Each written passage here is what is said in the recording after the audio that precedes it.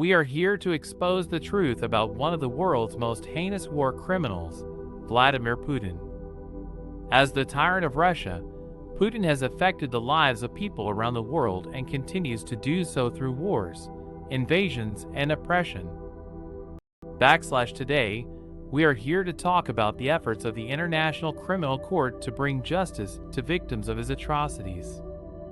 Many have been asking if it is possible to hold Putin accountable for his violations of international law in Ukraine. The ICC's chief prosecutor, Karim Khan, is committed to seeing the current charges against Putin come to trial and is not ruling out further charges. During his first official visit to Canada, Khan spoke to Erik Sorensen on the West Bloc about his mission to hold Putin accountable for his war crimes. Khan says that it requires stamina and the commitment of the international community to make sure the law is felt with a greater impact in this moment of need.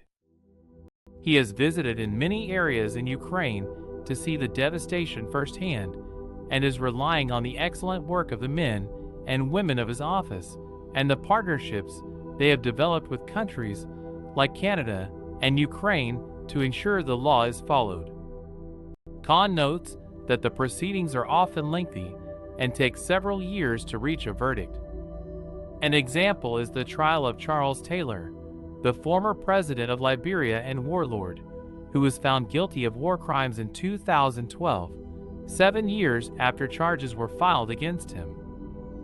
The ICC does not have a police force and relies on its 123 member nations, including Canada, to execute its warrants.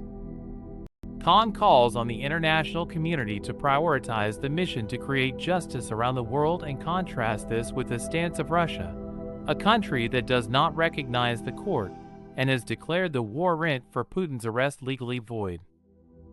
Khan emphasizes that those facing the charges, such as Putin, have a choice: answer the charges or release the children.